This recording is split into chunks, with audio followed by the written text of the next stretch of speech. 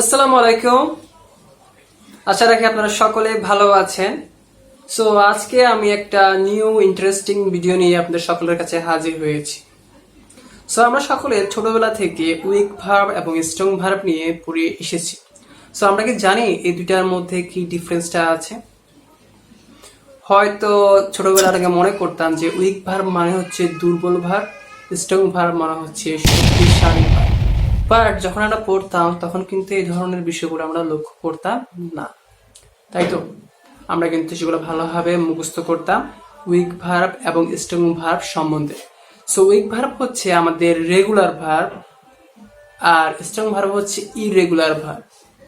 বিষয়টা আমরা কেউ বুঝলাম না, না বুঝাটাই স্বাভাবিক, কারণ আমি তো এখনো বুঝাই নাই।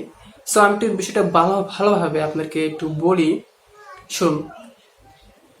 আমরা ট্রানজিটিভ ইনট্রানজিটিভ ভার্বের একটা ক্লাস নিয়েছিলাম, সেই ক্লাস যদি করে থাকেন তাহলে ভালো হয়।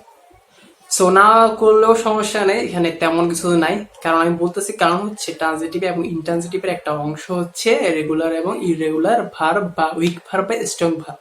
উইক ভার্ব মানে হচ্ছে রেগুলার ভার্ব আর স্ট্রং ভার্ব মানে হচ্ছে ইরেগুলার ভার্ব।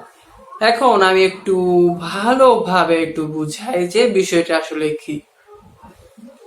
আমরা ছোটবেলা থেকে পড়েছিলাম না, দেখুন, ইট, অ্যাট, ইটেন।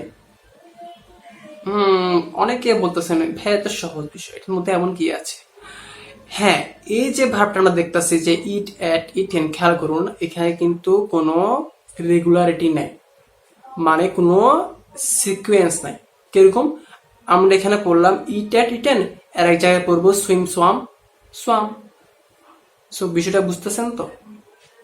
আরেক জায়গায় যদি আমরা যদি পড়া শুরু করি ফ্লাই, ফ্লিউ, ফ্লোন, সো এই ধরনের আমরা কি দেখতে পারি? একটা ডিফারেন্স দেখতে পারি যে এখানে যে আমরা যে বিষয় লিখি সেটার কোনো একটা সিকোয়েন্স নাই বা কোনো একটা মিল নেই। এই বিষয়টা কেন হয় সেই বিষয়টা নিয়ে এখন বলবো। আরেকটা কথা, আমরা অনেকে এটাও বলেছি ওয়াক্ট, ওয়াক্ট, ওয়াক্ট, ইজি তো? ওয়াক, ওয়াক্ট, ওয়াক্ট, ঠিক আছে না? Take, took, taken. বাট বিষয়টা দেখছেন তো, একবার টুক আসলো আর একবার টেকেন আসলো, এরকম একটা ডিফারেন্স কিন্তু আমরা দেখতে পাচ্ছি।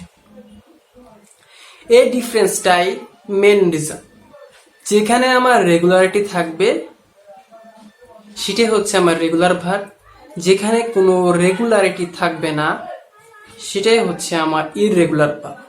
রেগুলারিটি থাকলে রেগুলার আর রেগুলারিটি না থাকলে ইররেগুলার।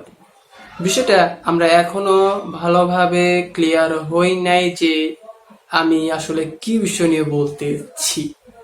সো এখন অনেক আপনাদেরকে ঘুরালাম, অনেক কনফিউজ করলাম। সো এখন কনফিউশনের মধ্যে আপনাদেরকে আর রাখবো না।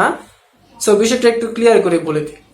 arrive, arrived, arrived, arrive, arrived, arrived, start, started, started। আবার দেখুন, আরেকটা হচ্ছে স্টাডি, স্টাডিড, স্টাডিড। সো এখানে আমরা কি ডিফারেন্সটা দেখলাম? দেখুন, যেসব শব্দের শেষে আমরা একটা সিকোয়েন্স ফলো করি, সবসময় ডি ইউজ করি, ডি বা ইডি বা আইইডি।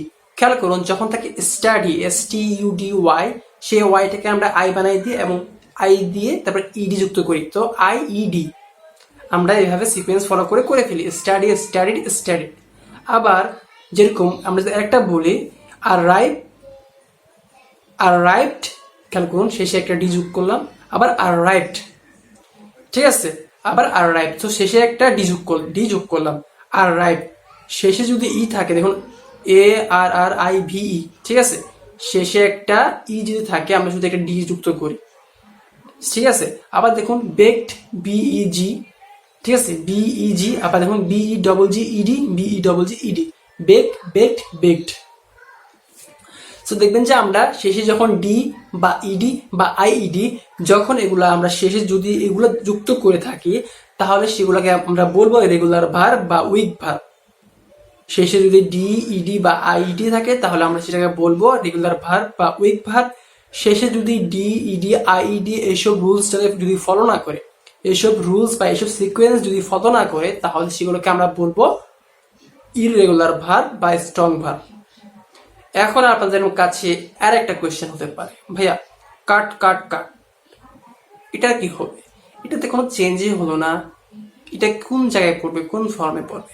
আমি বারবার বললাম ডিইডি বা আইডি এই সিকোয়েন্সটা ফলো না করলে সেটা সবসময় ইররেগুলার। সো কাট কাট কাট এখানে চেঞ্জ হোক বা না হোক, এটা অবশ্যই একটা কি হবে, ইররেগুলার ভার্বের আন্ডারে পড়বে। আমরা পুনরায় একটু দেখি, খেয়াল করুন এখানে পুট পুট পুট, এখানে কিন্তু এটা চেঞ্জ একবারও কিন্তু হয়নি, যেমন আছে তেমন আছে, যেমন কাট কাট কাট তেমন পুট পুট পুট, কোনো চেঞ্জ কিন্তু হয়নি। আবার দেখুন CRY CRIED, খেয়াল করুন এখানে ওয়াইটা, এখানে যে ওয়াইটা আছে শেষে, সে ওয়াইটা হয়ে গিয়েছে আই এবং তারপরে ইডি যুক্ত হয়েছে। সেম দেখুন ওয়াইটা হয়ে গেছে আই, তারপরে IED হয়ে গিয়েছে। তারপর আবার দেখুন JUMP জাম্প, তারপর এখানে পাস্ট হচ্ছে জাম্পড, আবার জাম্পড, শুধু ইডি যুক্ত হয়েছে। সো এখানে আমরা দেখলাম IED, এখানে দেখলাম ইডি। আবার দেখুন রান রেন রান, খেয়াল করছেন কোনো সিকোয়েন্স নেই, একবার রান একবার রেন আর একবার রান, ঠিক আছে। আবার দেখুন অ্যারাইভ অ্যারাইভড অ্যারাইভড, খেয়াল করুন এখানে ই ছিল তাই শুধু ডি যুক্ত হয়েছে, এখানে ই ছিল তাই শুধু ডি যুক্ত হয়েছে। খেয়াল করেন ভালোভাবে, এখানে আমরা যখন ক্রাই ছিল তখন IED, এখানে শুধুমাত্র ডি, খেয়াল করুন এখানে ইডি, এখানে ছিল IED, এখানে ইডি, আর এখানে শুধুমাত্র ডি। শেষে যদি ই থাকে তাহলে শুধু ডি লাগালেই এনাফ।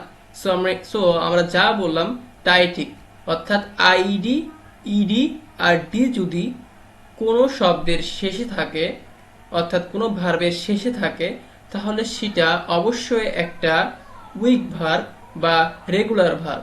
সো এই বিষয়টা আমাদেরকে অবশ্যই মনে রাখতে হবে, কারণ রেগুলার ভার্ব একটা সিকোয়েন্স ফলো করবে সব সময়, তাই রেগুলার ভার্বটা হচ্ছে আমার উইক ভার্ব। সো এই বিষয়টা আমাদেরকে খুব ভালোভাবে মনে রাখতে হবে। সো আশা রাখি এটা আমাদের কখনো আর ভুল হবে না, যে কোনটা উইক ভার্ব কোনটা স্ট্রং।